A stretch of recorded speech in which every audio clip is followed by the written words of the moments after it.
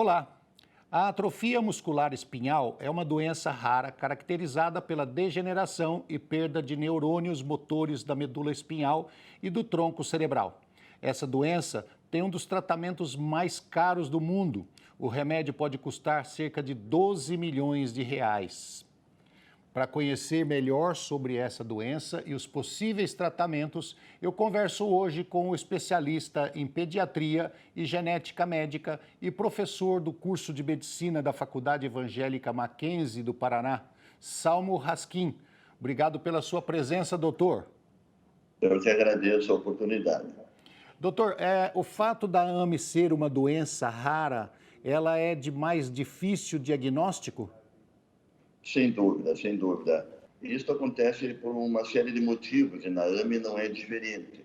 Um desconhecimento muito grande por parte não só da classe médica e de profissionais de saúde, mas da população como um todo.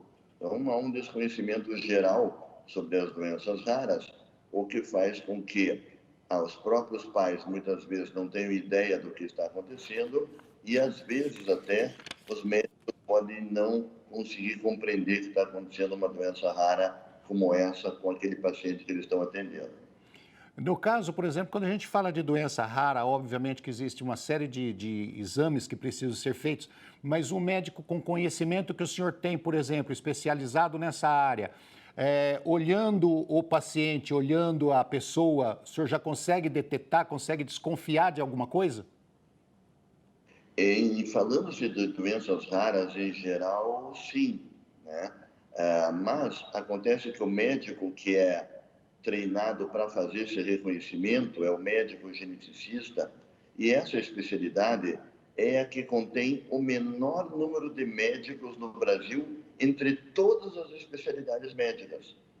Último lugar, nós somos em cerca de 300 médicos geneticistas espalhados pelo Brasil inteiro. Na verdade, nem tão espalhados assim, mais concentrado nas capitais e mais concentrado nas capitais do Sul e do Sudeste. A enorme maioria dos municípios do interior do Brasil, eu diria que mais de 99% dos municípios, não dispõe de um médico geneticista e, portanto, não dispõe do médico que está mais treinado para reconhecer uma doença rara como atrofia muscular espinhal. Então, isso já demonstra o tamanho do problema que nós temos aqui no Brasil para diagnosticar esse tipo de doença. O geneticista, ele é aquele médico especializado em reconhecer patologias genéticas. E 80% das doenças raras são patologias genéticas.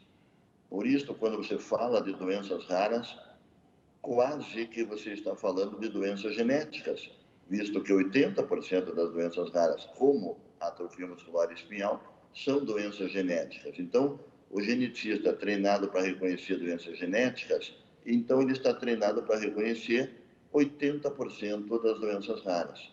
Mas aquilo que eu tinha feito a pergunta para o senhor, para mim não ficou ainda bem claro. Olhando o aspecto físico da pessoa, dá para se reconhecer? Você se refere à atrofia muscular espinhal Sim, ou... a Não. atrofia, a AME. A AME não. A AME é uma das doenças raras em que o paciente não tem alterações na sua anatomia, não tem alterações na forma, não tem o que nós chamamos de dismorfismos e não tem malformações também. Então, se você simplesmente olhar para uma criança com atrofia muscular espinhal, você não diz sequer que ela tenha qualquer problema de saúde. Obviamente, quando você vai fazer um exame físico de uma pessoa com atrofia muscular espinhal, vem à tona o principal sinal e sintoma desta doença, que é o que nós chamamos de hipotonia, uma diminuição do tônus, da força muscular. Então, repare que requer um exame, principalmente na parte neurológica, para você suspeitar da doença. Olhando para o paciente, você não consegue fazer o diagnóstico de atrofia muscular espinhal. Quais Nem são, o médico geneticista não consegue. quais são os exames e os procedimentos realizados para detectar e ter certeza de que a pessoa tem atrofia muscular espinhal? Bom, para ter certeza, você tem que fazer o exame genético, que é o único que vai te dar uma certeza absoluta que o caso é de atrofia muscular espinhal. Isto porque dentro dos problemas musculares existe um número muito grande de condições e não necessariamente apenas atrofia muscular espinhal.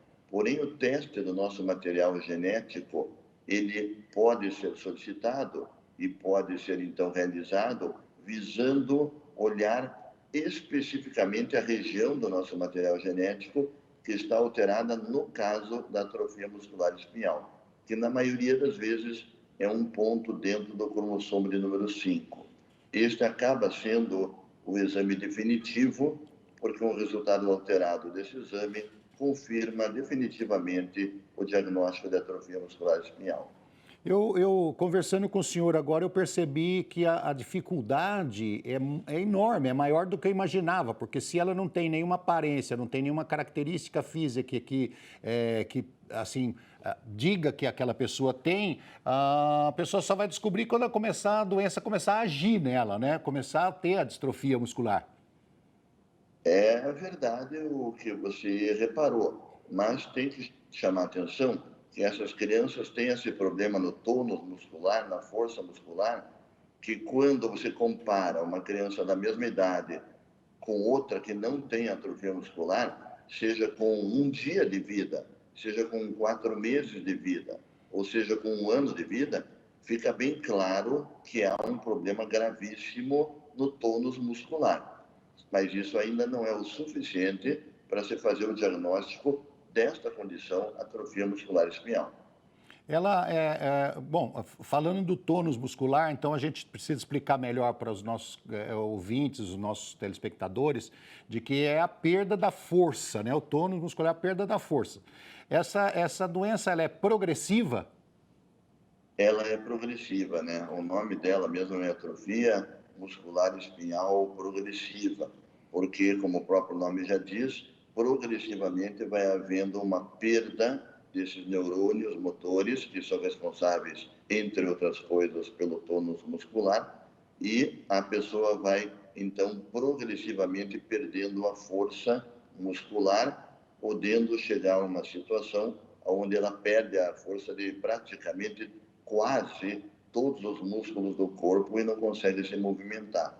Às vezes, em situações obviamente mais dramáticas, crianças que já estão inclusive internadas, né, geralmente até em UTIs, elas têm apenas o movimento da musculatura dos olhos e nada mais no corpo. Infelizmente, né? É uma doença. E ela não tem cura, doutor. Ela não tem cura, né? Existem agora realmente inovações espetaculares nos últimos anos no tratamento dessa doença.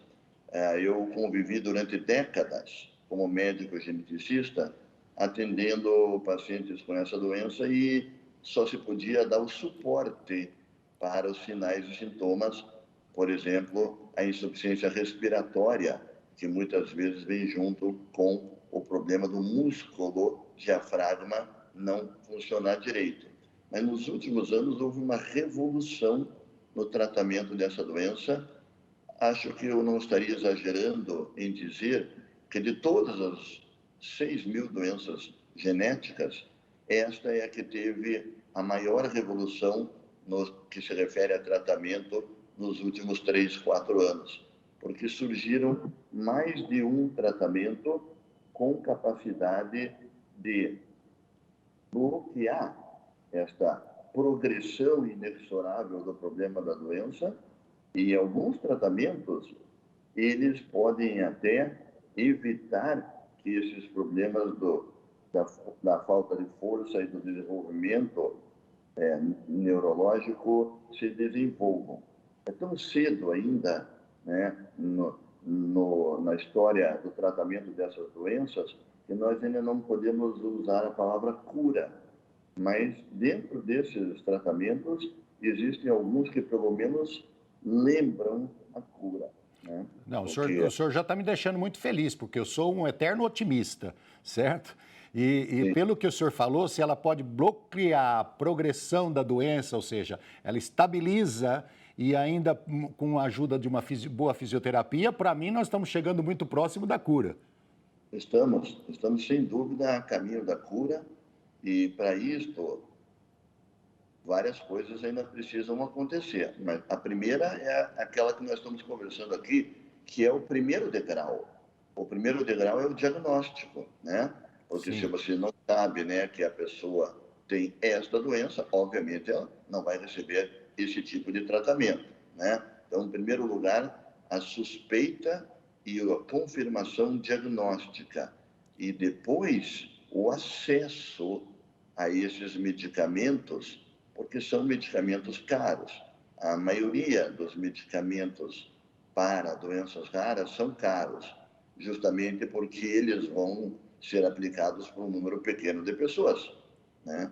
E aí, então, as indústrias que desenvolvem esses medicamentos, elas têm gastos enormes no desenvolvimento do medicamento e, naturalmente, esperam um retorno financeiro depois que o medicamento se comprovar seguro e eficaz e for oferecido para os pacientes.